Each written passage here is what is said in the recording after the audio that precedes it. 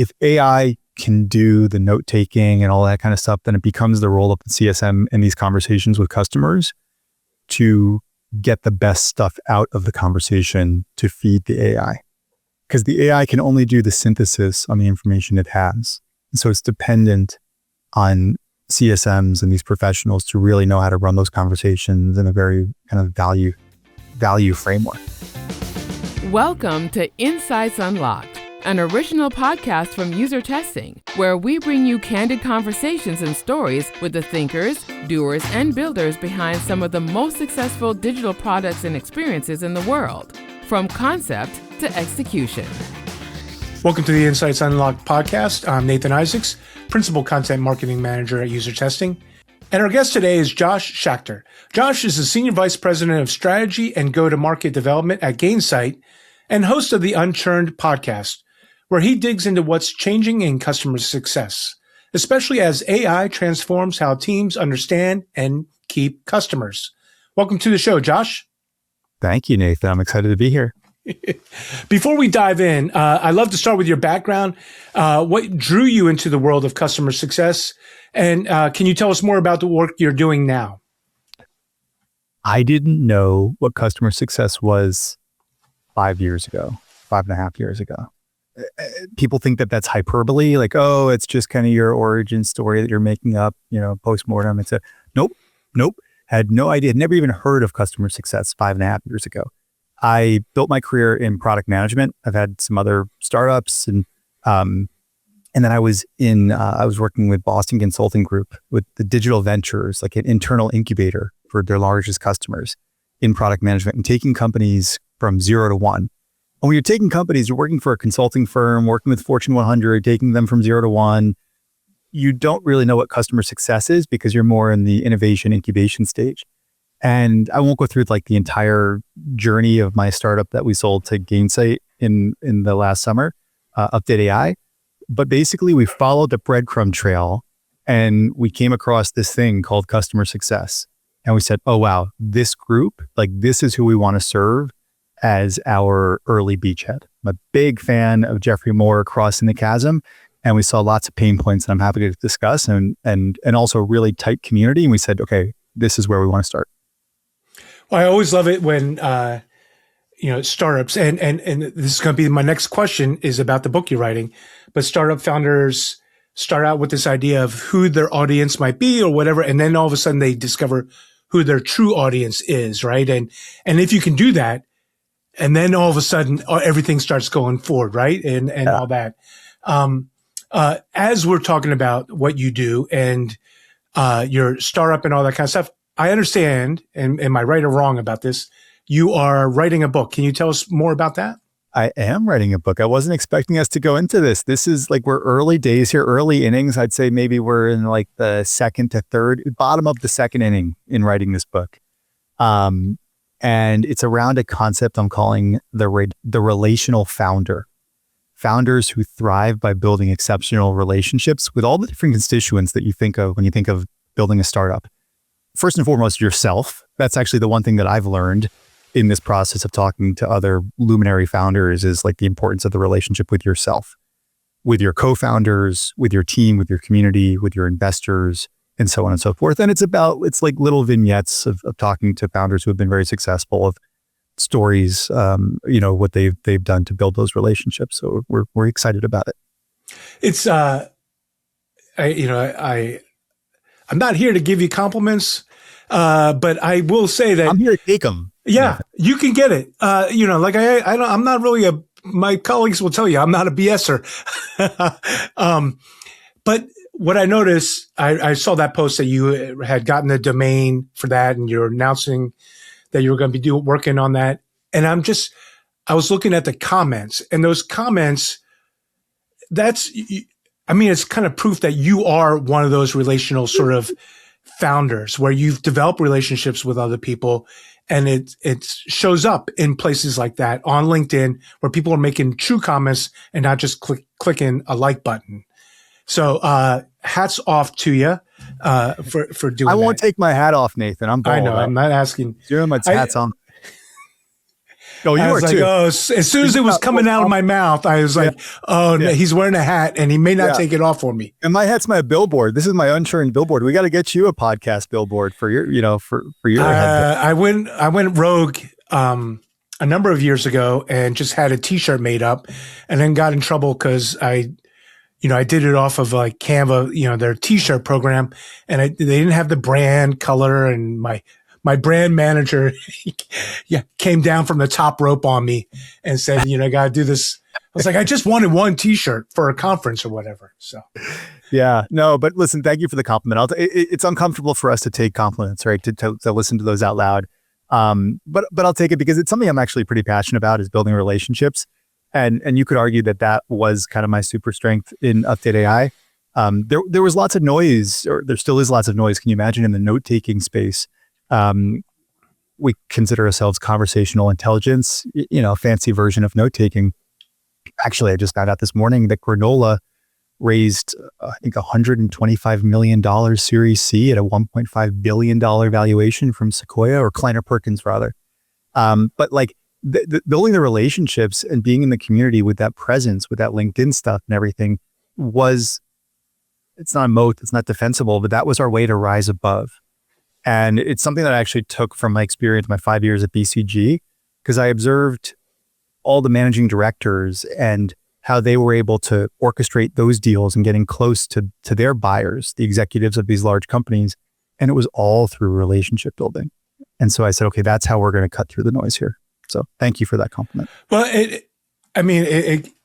it's one thing to have that as your strategy, your tactic, or your plan, or just who you are in your DNA. It's another thing to execute on it, right? And I can tell you from a person who does a poor job of that, it's hard work, and you can get caught up in the moment. And we all have 50 hours of work that we're doing in a 40-hour week, and you have to make time to have those sort of relationships. So hat tip anyway. Thank you. Now you have to make time. You have to be very intentional. It has to come from a place of like your actual energy, right? If you're not into it, you're not into it. For me, I was a product manager my entire career up until the point that I went to BCG. I became a GM. I had my own startup, but like for 15 years, I was a product manager. But guess what?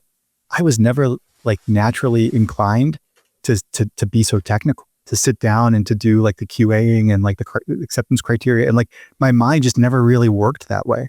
And so I've realized, call it later in my career, that this is where my energy is. And when you have the energy that, when you're focused on that area, it makes all the difference. The other thing I'll say is that I was always petrified of any kind of public speaking. So the fact that I'm out here speaking these full sentences right now is a miracle. I mean, I posted about this on LinkedIn a few months ago. You can see in the background here for those watching, I have an Emmy award. Yes, it's real. But funny story behind that, I've never worked a day in television or anything like that, but I worked at the NFL. We won the award. Long story short, I was too afraid to go up on stage to accept the award from Michael Strahan and Joe Buck at Lincoln Center because I had too much stage fright. So I've always just been petrified of anything to do with public speaking. And a large part of obviously like building the relationships and the LinkedIn and everything is getting your personal brand out there and becoming more and more comfortable with that part of that role. I guess the lesson is, the growth mindset. You can build these muscles if you just kind of practice makes perfect type of thing. And stay true to who you are, right? If you are just adopting some other influencer's strategy, it's not going to be authentic to you. Right. You're not going to be able to go out there and do it. And this is not, we will transition here into customer success. I'm sorry. No, but I think all this is true of companies and true of, making your customers happy. If you have a relationship with them and it's an authentic relationship. And so, that gets into my question, like, from your time as a startup, your time last year over at Gainsight, what are the best customer success teams doing today that others are not, especially when it comes to understanding and acting on customer feedback? Oof. Every customer success program is kind of different. That's what we've all learned about customer success. It's a little different than sales, where you've got these set playbooks, MedPick or Bant or whatever, that just kind of apply for any organization you're in. So that's really the interesting thing about CS. It's also the really difficult thing about customer success. what are the best teams doing to listen to their customers? Well, the way that we think about customer success, I'll give you a little bit of like the corporate. Yeah, absolutely. The way that first of all, we think that customer success, there's this movement from SaaS to RaaS. Now, what is RaaS? Software as a service. Companies are selling like user testing, like Gainsight, selling software as a service. But at least in the customer success space, there's this movement to retention as a service. Everything that we do as a customer success post-sales organization, it will be incredibly outcome driven to really make sure that we're driving people's successful retention. And the way that we think about the CS model is really 3 different segments. You've got your higher touch, your more strategic enterprise accounts that are much more human led. You've got kind of the ones that are, you got the ones at the long tail, which is where you're seeing all kinds of benefits of agentic and autonomous types of motions. And then somewhere in the middle is maybe pooled accounts and those things. And that's where you're using like the digital types of touch points, community and education. User testing is using those types of motions, I know, to be able to interact with those groups as well. And so through each of those different, it kind of depends on the segment, right? Like through each different segment, you can get the voice of the customer in different ways. I think a really cool use case right now, we have this Atlas agent, agentic basically renewals. And I don't know that we're actually doing it. So this is me like kind of riffing and opining right now. But one thing that I think they may be doing it, I'm really looking forward to is, so Atlas is a way to autonomously have email exchanges and phone call exchanges with your customers at the long tail as they come up for renewal. Whereas before you just didn't have capacity to manage it at all and you thought things would just kind of auto renewal. Now you're able to have the bots and agents, help you manage that end to end. And what I think is the coolest thing is in part of doing that, you can start to collect feedback from the customers that you're calling. Oh, tell me, like, how are we doing? If you had a magic wand, what would you be doing better? What is your likelihood of renewing? And now you can start to collect, you're recording all these, right? Through the agentic experience. You can start to collect those recordings at scale and synthesize and see the trends of the voice of the customer in the long tail. That relates to my old startup of what we were doing at Update AI with conversational intelligence. So that's why it's an interest to me. But like, to me, that right there is super cool because I think it's been very tough for companies to understand in the past, long tail customer sentiment. And it's a gold mine, right? All this data about the relationships you've had with your customer during the time that they are a customer or when they're not a customer and they've come back and all this, and using AI in all of its different formats, it can be that way of doing it, right? I know that we've had programs where you're like, let's have a 90-day check-in with our customer. Let's have a 6-month check-in. I mean, this is that idea, right? But at a you don't have to scale. Yeah. And so in the higher touch models where you've got customers that, have a higher ACV, ARR, the best teams are, they're conducting more value conversations with their customers. AI has allowed folks to more easily generate value narratives, call them QBR, EBRs, but just decks that are able to show, here's what your goals were when we started to onboard you. Here's how those have evolved. We've got all the phone call recordings and all the different information that we've synthesized from all the data sources to know what those goals are. And here's, the value that we've driven to you today. And so when you think about the skills that a lot of CS leaders are looking to bring on in their CSMs, it's those CSMs that are able to articulate that value creation, that value narrative. And it's something that we're doing at Gainsight. One of the, it's mildly different, but one of the initiatives that I am sponsoring that we've recently launched is agentifying our instance reviews.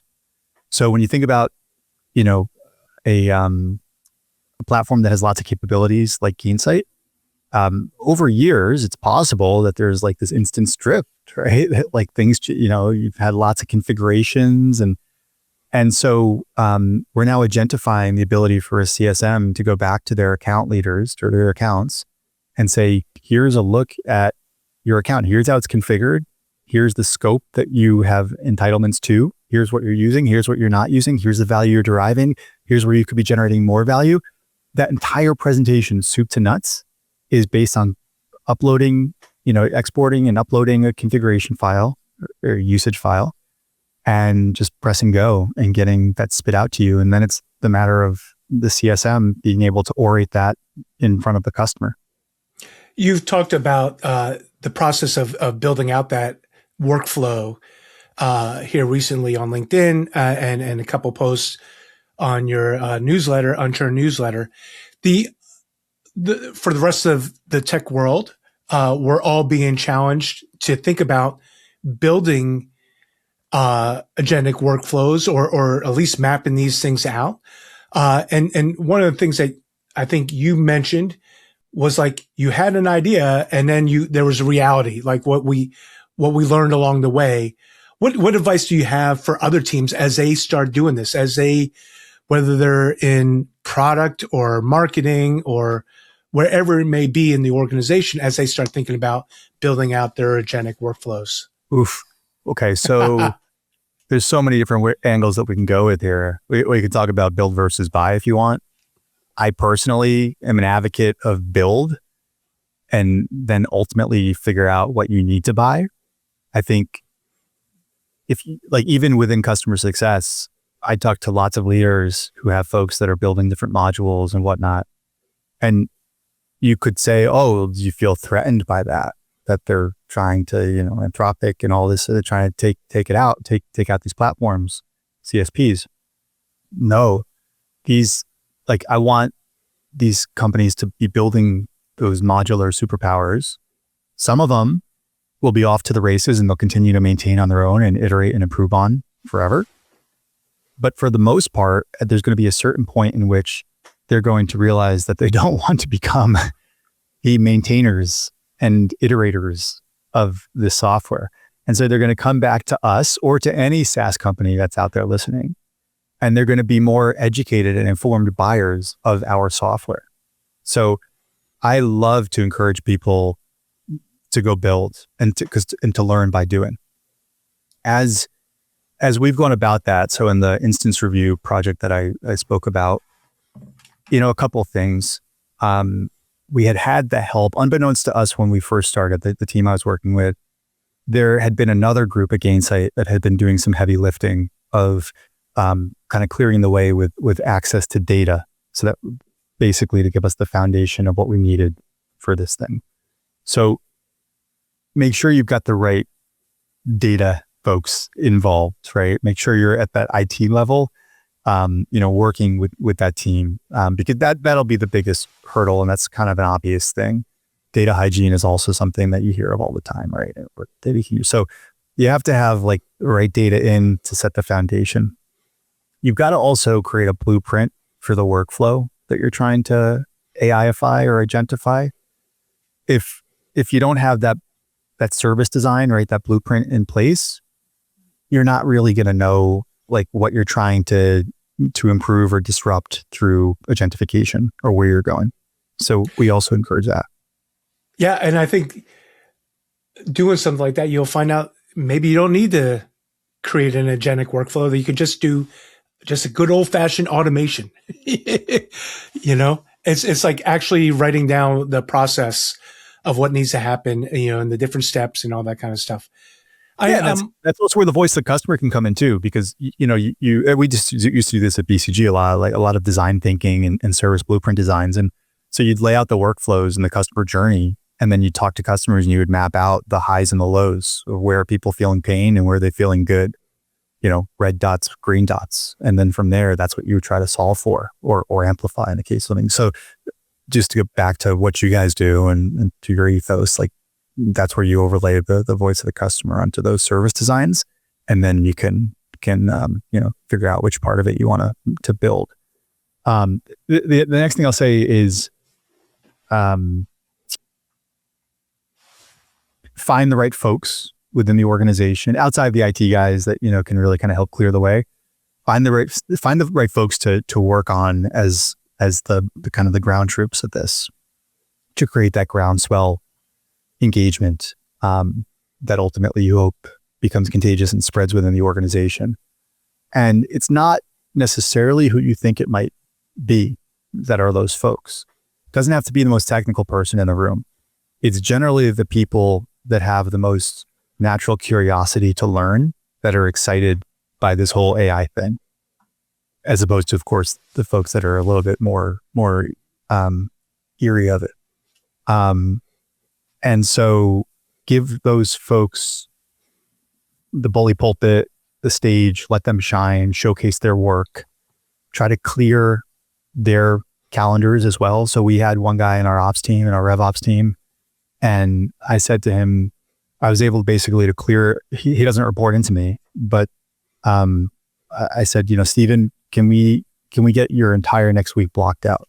And so with that, 90% of what you do is just vibing and just learning to, and he did it, and he came back midweek and he's like, wow, like I've completely crushed my entire work plan for the week, and I still have half the week left. And so now I can get farther ahead schedule. But it was because he was given that ability to be heads down and to get into kind of the flow state with what he was doing. With, I think you had a recent episode.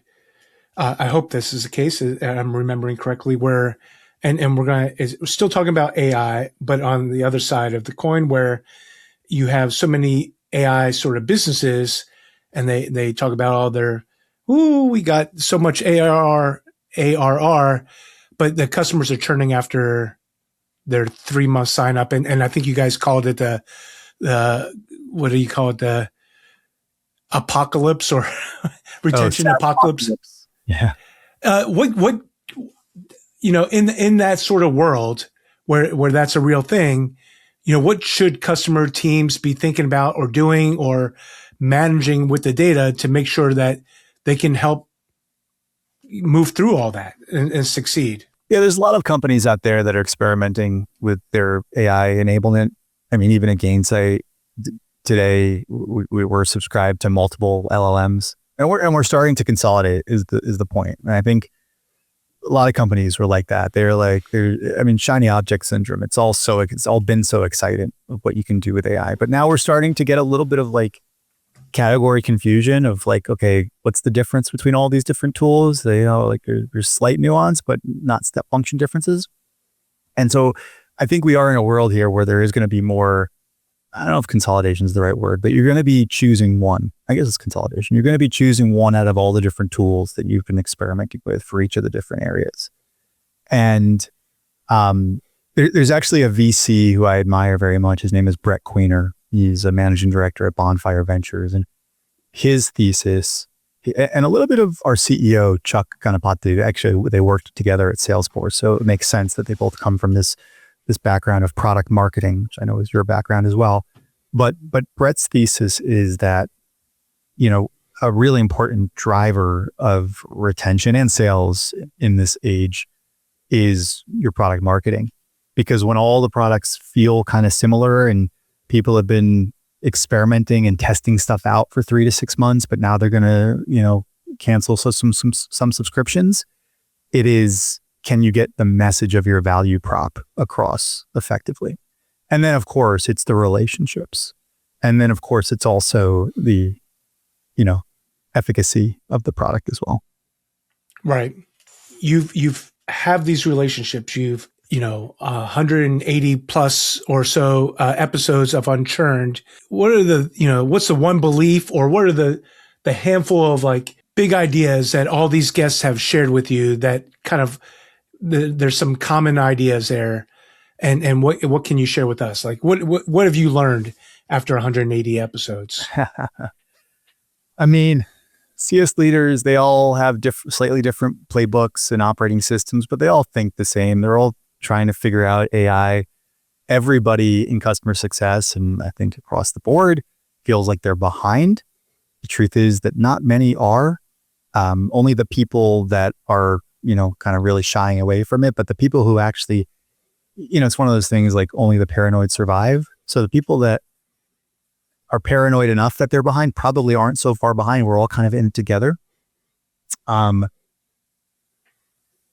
The folks that have been very successful, again, are the ones that have been able to identify talent in their organization and assign them to roles where they're really focused on building out AI as a dedicated function. So I'm a big believer in that right now.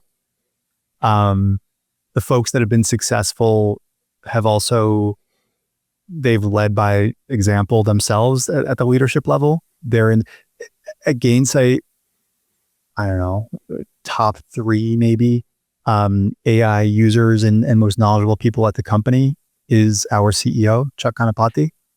He writes emails to the company after the weekend of the different apps that he's vibe coded and the latest and greatest with Claude and Cowork and Code and all these different things. And you need leader, and then at the functional level as well, we try to lead by example, and you need that in order to encourage the rest of the team. And then, like I said before, for the folks that are kind of at the IC level on their way up, when you see those pockets of talent that are really showcase their work and let them share it with others. We have a guy at Gainsight, his name is Brady Bloom, and he's a product manager. He used to be a CSM. He also incidentally was Billy from Apartment Something in the Dumb and Dumber movie. He was the blind boy whose parakeet's head gets chopped off. But I digress. I am not promising that in the show notes. That's all I gotta say. Not in the show notes. No. But he's become like just this impassioned Claude user, and we had our RKO a couple of weeks ago, and we spent like 2 to 3 hours with him on stage. Again, helps that he's a child actor, but with him on stage, just preaching to the entire organization and showing us, everybody whipped out their laptops and showing us how to use these skills that he had set up for us in Claude and he had made at the organizational level so we could all benefit from them. So, finding that person in your organization is super important. So yeah, AI. I think, like I mentioned before, SaaS to RaaS, the customer success world is starting to understand that, it's become outcome based, and a lot of leaders are seeing their teams as value architects, that their goal is to really make sure that, if AI can do the note taking and all that kind of stuff, then it becomes the role of the CSM in these conversations with customers to get the best stuff out of the conversation to feed the AI. Because the AI can only do the synthesis on the information it has. And so it's dependent on CSMs and these professionals to really know how to run those conversations in a very kind of value framework. And then there's a question of, will CSMs be generalists or specialists? And there's different schools of thought on that as well. I that was a little winding. I don't know if I answered your question directly. Absolutely. Absolutely. It's also interesting as,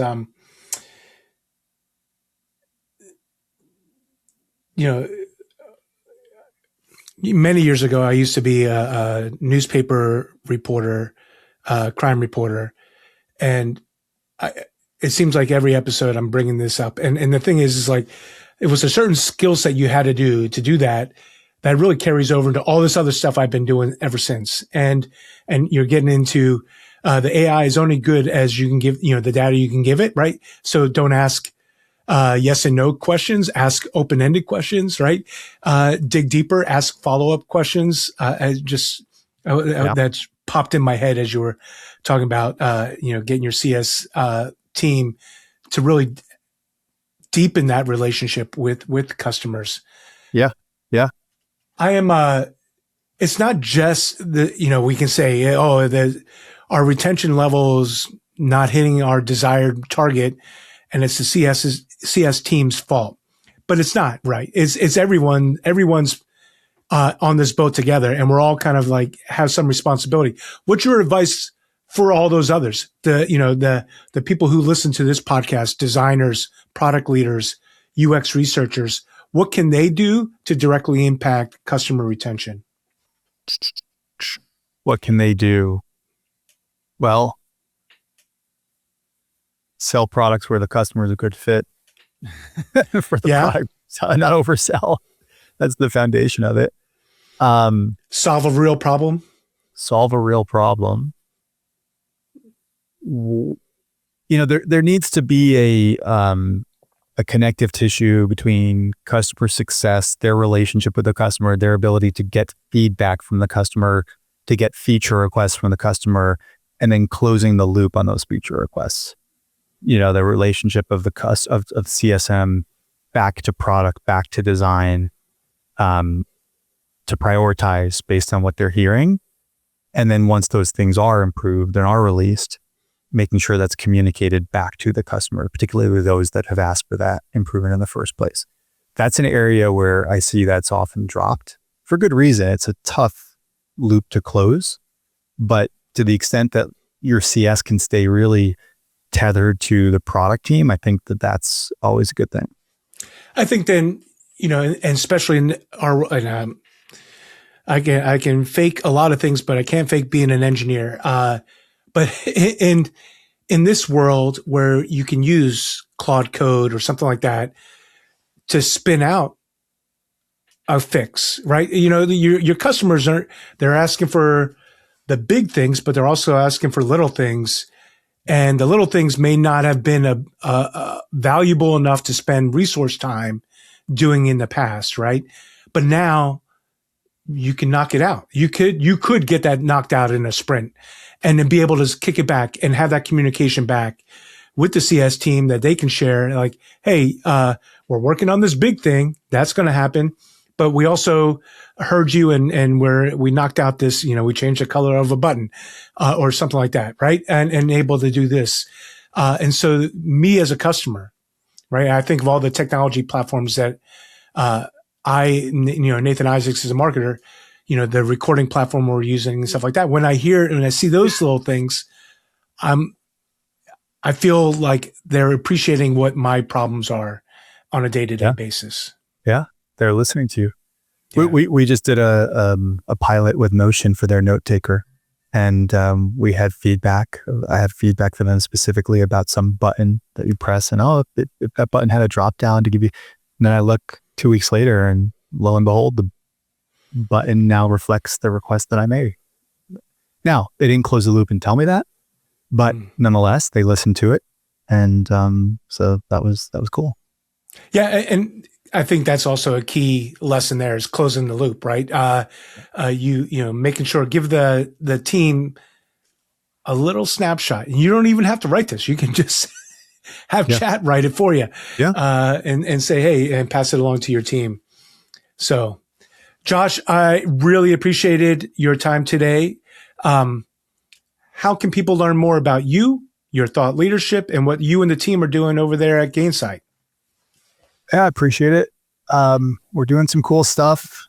If anybody wants to learn about Atlas, our agentic system, you're welcome to actually DM me on LinkedIn. I'm active way too much on LinkedIn. So if you message me, I will see your message. Love to follow and connect with each other. And then, listen to UnChurned. We've become pretty much the preeminent post-sales podcast, and we have our Substack now too at unchurned.gainsight.com. And there's some cool articles there. It's meant to be more behind the scenes, no corporate stuff. It's meant to be really valuable behind the scenes type of thought leadership that we produce. So we'd love to have folks following along. Yeah, just a quick testimonial. In researching Josh and doing all that, I engage with this content. And I found it valuable. It's not a space I play in at all. And I was like, I learned something there. All right. So, I recommend that. Links to all that will be in the show notes. Go ahead and tell the team, like, I'll go ahead and buy Atlas for user testing. Just tell them Nathan said it's okay. All right. Done. See how that goes. Signed, sealed, and delivered. Yeah. I'll be looking for a new job next week. Josh, again, I really appreciate your time today. Thank you so much. Thanks, Nathan.